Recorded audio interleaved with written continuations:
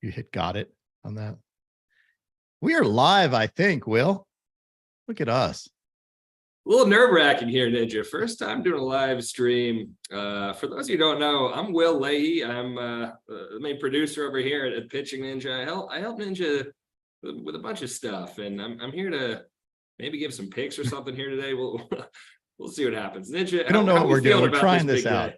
I'm just going to talk over you. Yeah, no, that's rule number one of live stream. It's just everyone talk over each other. Awesome. I love it. So Ninja, as we got people starting to stream in on here, how are we feeling about this big day in the baseball season? Dude, I am fired up, actually. I'm trying to rest before my fingers have to keep up with all these darn games, but it should be fun. Lots of great pitching. It's insane. Yeah, considering the last day of the season, I was looking through the starters trying to find some great pitching that day, and it seemed like really everyone was resting versus today, where almost every single starting pitcher is an all-star or just about. Yeah, the other thing I noticed, and this may just be me, but I thought all the lines, at least the betting lines, were good. I thought the last few days of the season it was impossible to figure out, and I thought. I mean, I was just throwing darts at the board. I think today, at least we have top name guys and fair K props and stuff. So it seems like a big day. Yeah. And FanDuel, to your point, seems to think there's going to be a lot of Ks today. They're right. Glass now is minus 200 basically to get 7 Ks, which is not a chump change amount of Ks there, Ninja. Yeah. I almost stayed away from them, to be honest. To me, once you get above that number, it's random. So many things could happen before you get there. But for Glass now pitching at home, I mean, a fired up Glass now is tough. A non-fired up Glass now is tough. He just dominates you because of his looks, basically. I've heard that's really the reason he's had so much success in the majors, Ninja. You stare into those eyes. I mean, it's kind of dreamy. Yeah, where do we fall officially on his nickname? Is it Droppenheimer or Troppenheimer? I mean, I guess when he's at home, it's got to be Troppenheimer.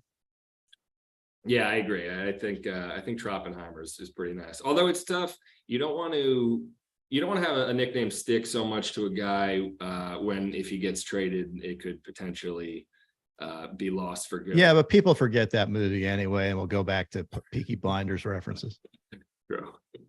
How we doing, Ninja? So I can't actually see any comments or anything, or that's good. Maybe nobody's watching. Well, I'm not. First off, if you are watching, thanks for tuning in, guys. It's a big day of baseball here. Oh, there are people. I see comments. All right, nice. Hopefully they're not completely hateful yet, Ninja. Yeah, all right. Well, I can't see any of those, but if they're too mean, Ninja, just keep them to yourself. I think people are being pretty nice so far. What I'm saying, lots of happy people. Excited. All right, awesome. So let's give the people what they want instead of me talking here. Ninja, we're gonna start previewing some of the games here. We'll start off speaking of Troppenheimer. We got the Rangers at the Rays here. Nice little matchup, Montgomery versus Glasnow. What are you seeing here?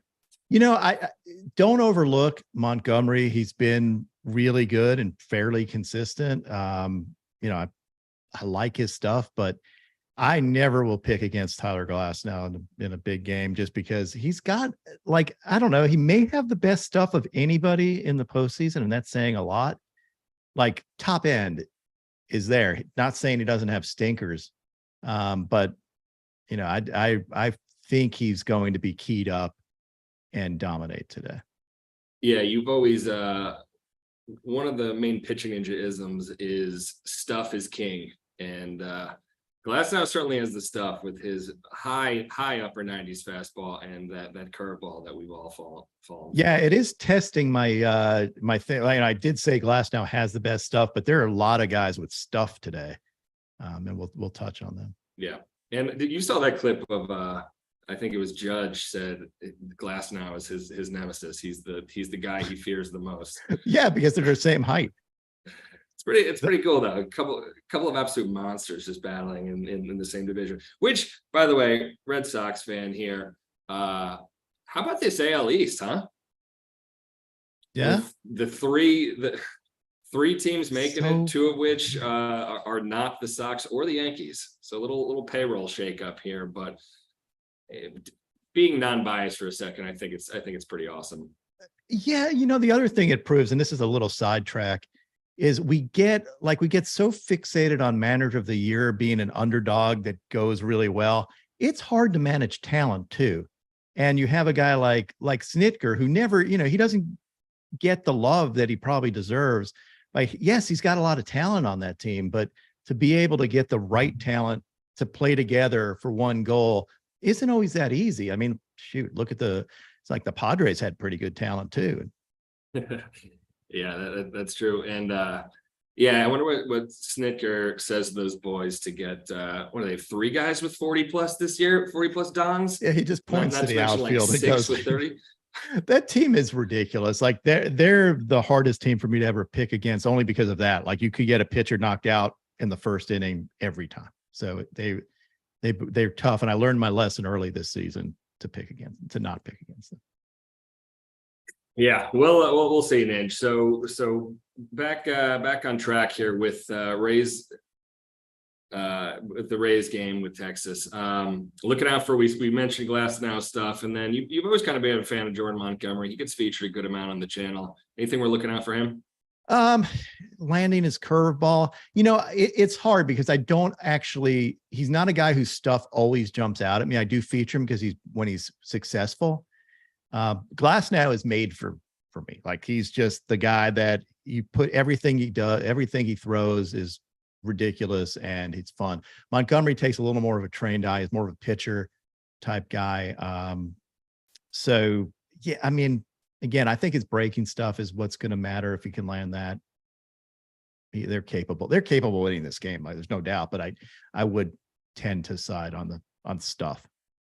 And point out for listeners, Ninja has Glass Now a 7+ Ks today on his I backed off a little bit on him. I was going to go a little more aggressive, but you could see a situation where the Rays historically don't, they don't stick with their guy. They tend to go to the bullpen. Glass Now, though, classic World Series 2020. Yeah, exactly. Glass Now is their guy, though, so it's hard not to let that horse run, I would think. Yeah. So let's move on to the 4:38 p.m. game. We got Blue Jays at Twins, Gosman versus Lopez. 2 more of Ninja's absolute favorites out there. What are you seeing here? Like, yeah, literally 2 of my favorites. Pablo's pitched at least 2 of the best games this year as far as strikeouts. He's been dominant. His sweeper has really taken, actually both his breaking pitches, curveball and sweeper have been really good. It's going to be a matter of him landing those. He always has that changeup, and it is a great changeup, but this year he's loved his breaking stuff a little more. And, that's really going to be it for him. If he can be around the zone and get people to bite at that sweeper, which has proven to be a nasty pitch. And also he may have been the best interview we had in the All-Star game. I know people came away loving him because I don't know if everybody knows, he could have been a doctor. He was accepted to medical school, really bright dude. He learned the sweeper because he loves science and took it apart and said, oh, seam shifted wake. This is really cool. I can make the ball spin by throwing a non-traditional slider and have it spin along the right spin axis and let basically the seams do the work.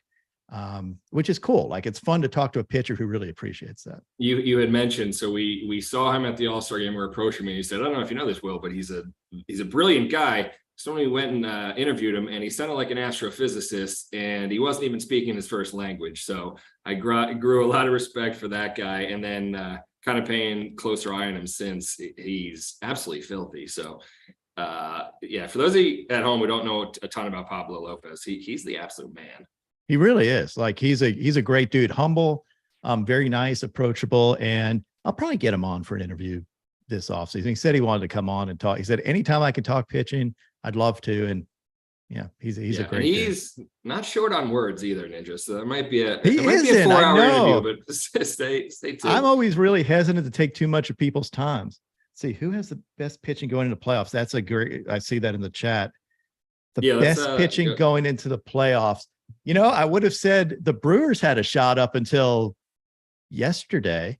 Brandon Woodruff being hurt, and it doesn't sound to me like he's going to be back. I know he's going to miss this series, but without Brandon Woodruff, who is an absolute horse, yes, Peralta, yes, Burns are studs, and their bullpen. I love Uribe, and Devin Williams is arguably at least one of the best closers in baseball and has the best pitch in baseball, the airbender, which I named. But yeah, I think that's going to hurt them. I love the Blue Jays starters. Like if you're looking at starting pitching there, there's a ton of depth of starting pitching there.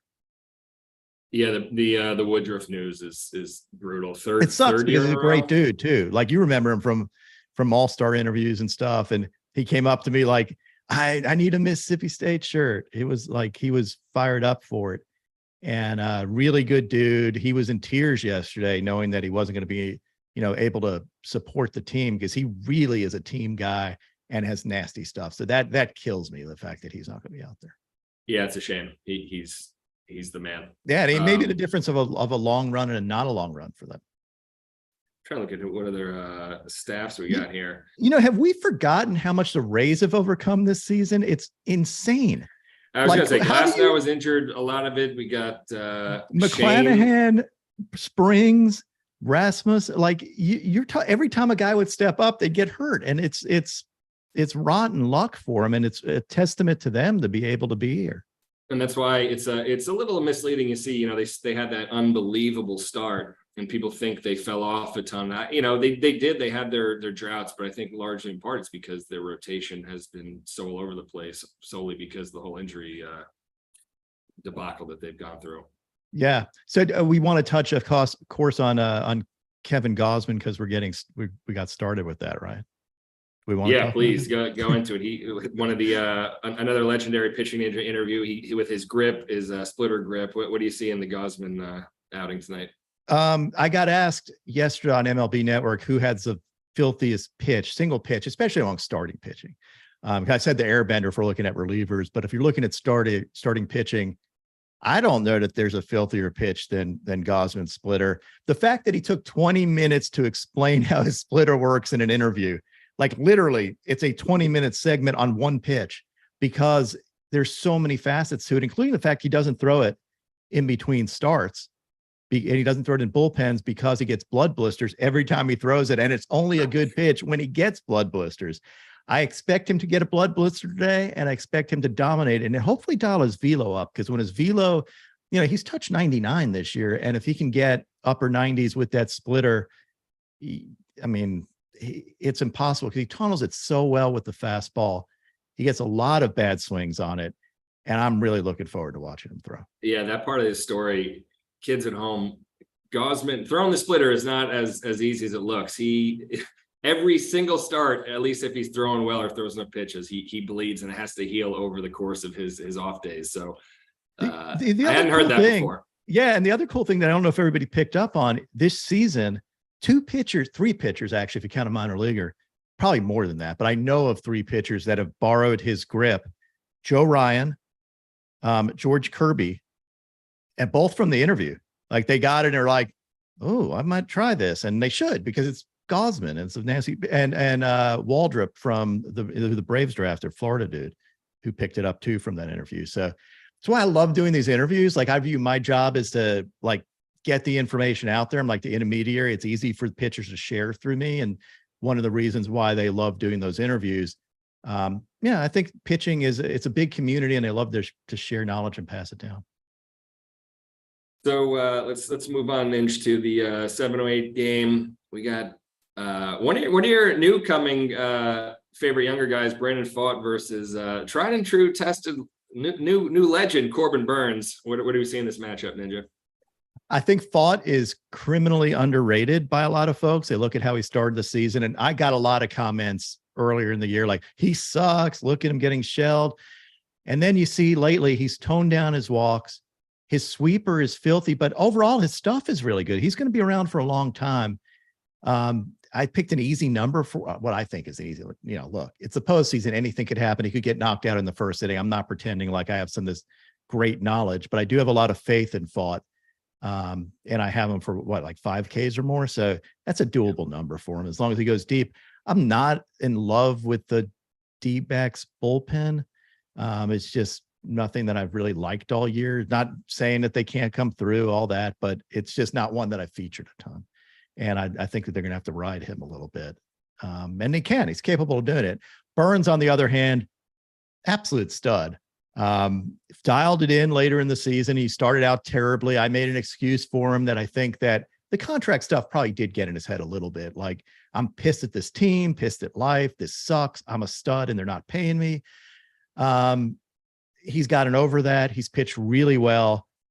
And yeah, decently tough team to K, but I still expect him. Like, his stuff, he disguises it really well. He tunnels great. It's not just his cutter. All of his breaking stuff's filthy, and his changeup is too. One of the rare guys that goes both ways with his stuff. He's able to get you both through, the typical supinating stuff, as well as he can pronate decently too. That changeup can occasionally be very filthy.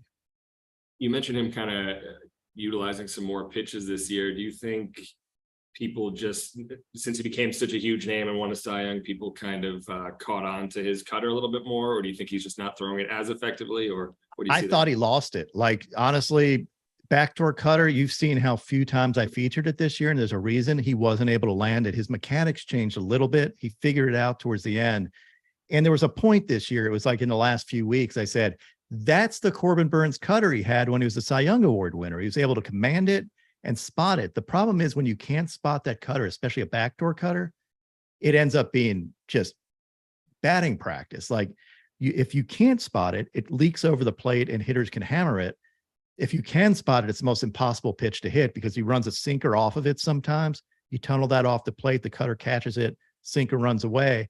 Plus, you give up on it because you're used to fastballs going away from, you're used to fastballs going arm side.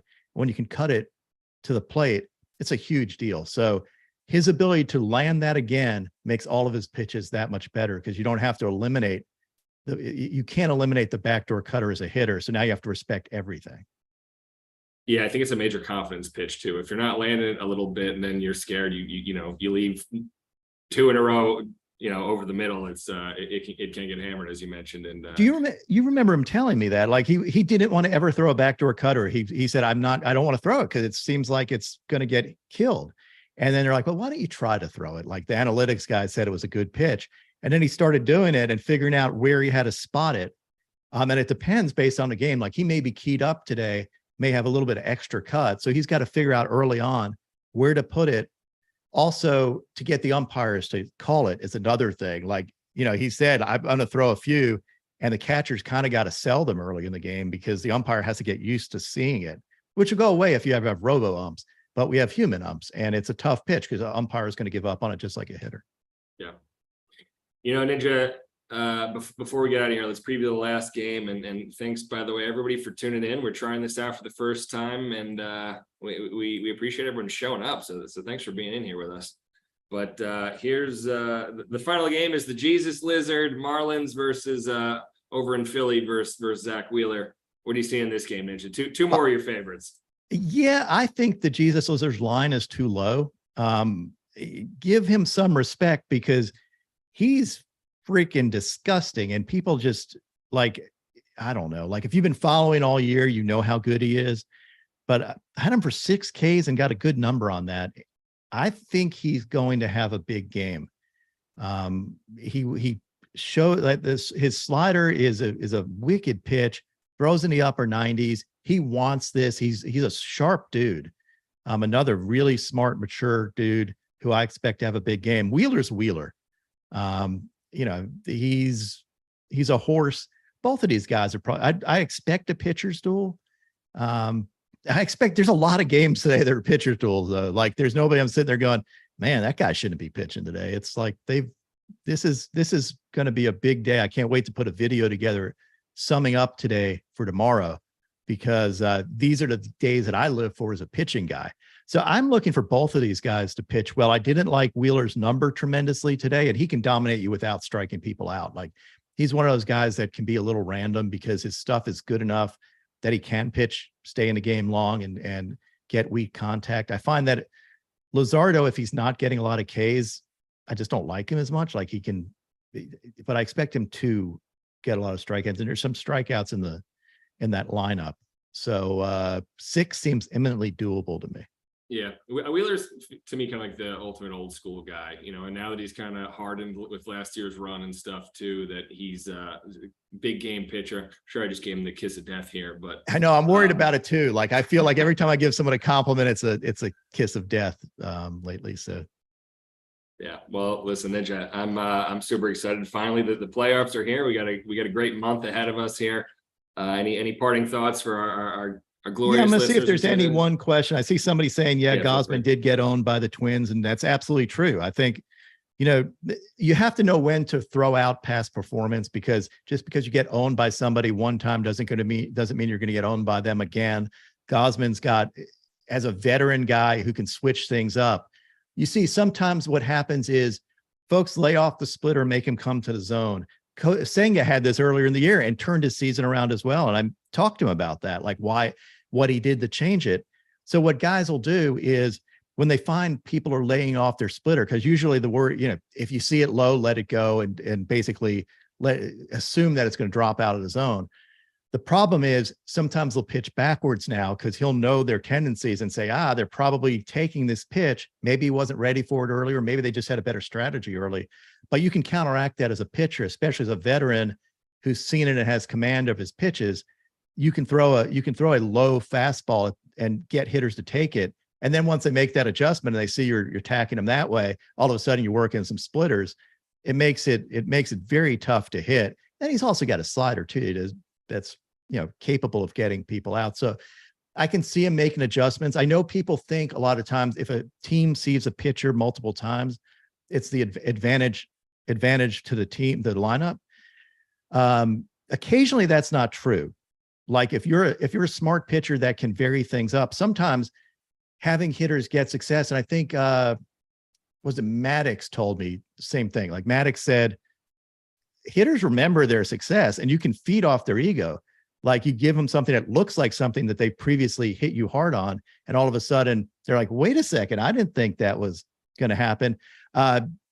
Separately, like Swisher told me he was faced first at bat against Greg Maddux in spring training. He said, I'm going to prove myself like this. I'm a young guy. I'm going to start swinging for the fences. I'm going to go yard. I'm going to make a name for myself. He tried it and basically got K'd. He got ahead 2-0 and then K'd on 3 straight sinkers. And then next at bat, he's like, okay, I got this adjustment, like sees it coming. He's assuming that it's a sinker. Instead, he got a cutter that went in on his hands and broke his thumb. He like literally broke his thumb. And I think he swung. He swung too, right? Yeah. Oh yeah. No, he broke his thumb swinging at it. He's like, all right, great. This is a sinker. I'm going to hammer it, and got a cutter. And he didn't show any pain or anything. And Maddox didn't even realize it until I mentioned it to him. I was like, did you know you broke Nick Swisher's thumb? He's like I did. And it's like, I didn't hit him. Right. I'm like, no, he's like, well, then awesome for me.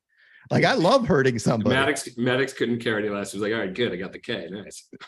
Right. Well, and Swisher being Swisher, like he's a high energy dude. He's like, yeah, man, he got me. It's a great story to tell years on. But all that being said, it shows that a good pitcher can make those adjustments. And just because you got beat once doesn't mean you're going to get beat again. It could be a command thing too. Like command is spotty. Some guys have it, some guys don't, and maybe won't have it again today. You never know. Do the Marlins have a good chance at making a run? They have some chance. Like I like their pitching. Hey, nobody would think they'd have two rings by now already. So I don't think anybody ever gave them a chance in those previous years. Yeah, I mean, I don't see why they don't have a chance. I wouldn't necessarily bet. Like my favorites, if I'm making my World Series prediction, I have the Braves, shock, and the Orioles. I think the Braves are screwed if they don't get if Fried if he doesn't get over that blister issue. They need Fried. Like you can't get there with just Strider. You need Fried, who has the experience and stuff to get you there. It would be great to have Morton too. Although the counter is, if any team could get away with having a pitching staff that's really hurting, it would be this team that hits 320 home runs this season. Yeah, I'm not saying they couldn't do it with you and me on the bump too. It's just harder to do it. like, yeah, I would never bet against that lineup, but you need somebody to get people out. And to if they don't have Fried at near 100%, that's going to be not an easy task for them. So that's kind of what I'm looking for is if Fried is the most, I said this yesterday, Fried is the most important pitcher in the postseason to me, just his availability and being there, because that's the difference between the Braves having a really good shot at winning it or having not a great shot at winning it. You can say that probably about other guys, but I think that's a big difference maker because he's a, Cy Young caliber what's guy. his timeline? He should be back. Like I think they're being overly protective of his finger because blisters generally can heal decently quick. It's not a structural issue. So my guess is he'll be back. Morton, I haven't heard an update. I don't know if anybody in the comments has. I haven't actually checked today if there have been any updates. But I think Morton, a sprain, a hurt finger is a little more than a blister. So, and he uses it a lot. You're talking about a guy who relies on a knuckle curve, not being able to spin it.